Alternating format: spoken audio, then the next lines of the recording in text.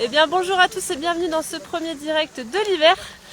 Aujourd'hui on ne sera pas sur le télésiège de Tête de Cabot, mais on sera sur les pistes du domaine de Manigot-la-Belle-Montagne. On n'a pas le soleil avec nous malheureusement aujourd'hui, mais on a notre soleil local, Bertie. Bonjour. Qui se trouve à côté de moi aujourd'hui pour vous présenter le ski, des conseils un petit peu pour débuter et progresser sur les skis. Cette année, du coup, on va vous présenter différentes glisses tous les jeudis à midi et vous donner des conseils pour progresser ou découvrir ces glisses. Aujourd'hui, je me trouve à côté de Bertie, 20 ans. Tu es monitrice de ski depuis maintenant 9 ans à Manigot. 9 ans, ouais, déjà. Déjà, bah dis donc, merci d'être là et de faire vivre l'école de ski. L'école de ski de Manigot a 56 ans et compte 137 moniteurs, ce qui est vraiment énorme pour une station de la taille de laquelle on est. Ouais, c'est vrai. C'est pas non plus une énorme station, mais il y a énormément de moniteurs et vous pouvez même mettre jusqu'à, il me semble, 100 moniteurs sur les pistes les week-ends. Oui, au moment des grandes influences, on est nombreux et on peut être jusqu'à 100 et c'est vrai que c'est vraiment exceptionnel et c'est une super ambiance. Incroyable. Et on en profite pour faire un petit clin d'œil à Bernard Josserand si tu nous écoutes. Je sais pas Bertie si tu veux dire un petit mot. Ah bah oui, je pense qu'il nous écoute sûrement. Ouais, je pense aussi. Ceux qui ne connaissent pas Bernard, il a été directeur de l'école de ski français de Manigot pendant 38 années.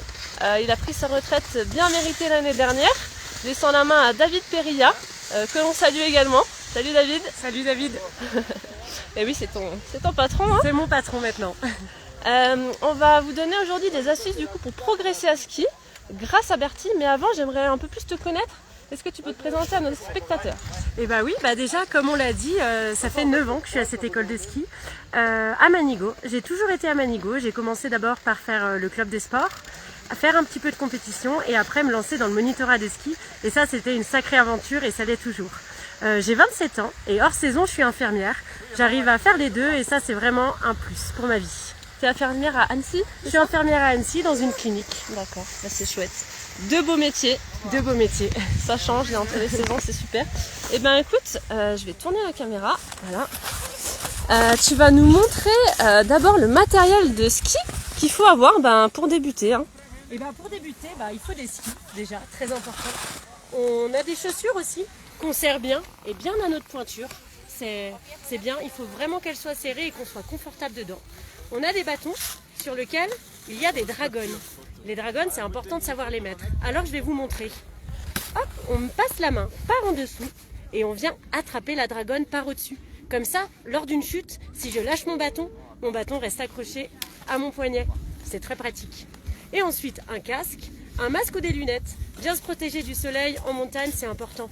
Le petit plus, toujours le tube de crème solaire dans la poche. Génial.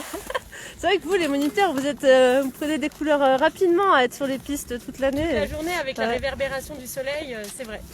Est-ce que tu peux nous montrer la bonne attitude à avoir sur les skis?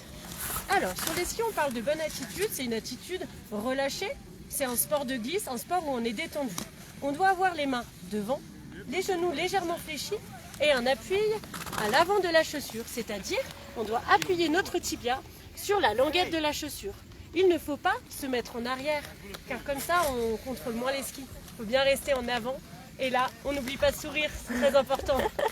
Et c'est parti, on prend de l'élan et on y va.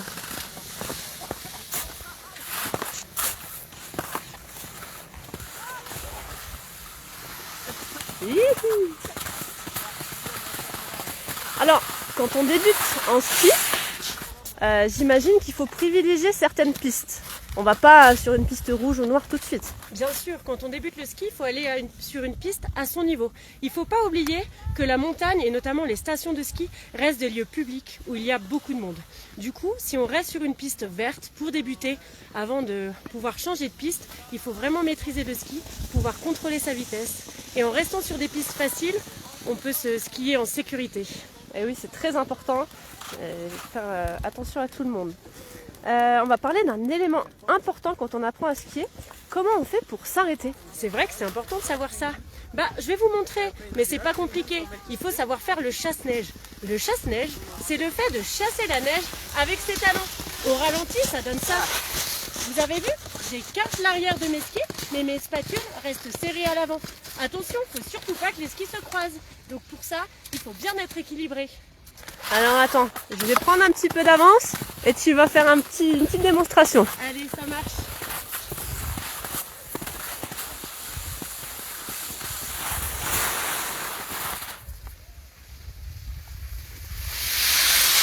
Ouais. Voilà, vous avez vu, je m'arrête sans problème. Ah oui, bah C'est là, important de savoir faire ça. c'est sûr. Alors, une autre chose aussi, comment bien faire des virages? Ah oui, alors bien faire des virages. Il y a plusieurs types de virages, mais quand on dit qu'on fait des beaux virages, c'est en utilisant le ski parallèle. Le ski parallèle, c'est tout simplement le fait d'avoir les skis l'un à côté de l'autre, en parallèle. C'est après qu'on ait acquis le chasse-neige et les virages en chasse-neige. Je peux vous montrer un exemple si vous voulez. Ouais. Ce qui est très important, c'est de bien appuyer sur la jambe extérieure au virage, celle qui va être en bas à la fin du virage. Je vous montre. Allez, je te suis.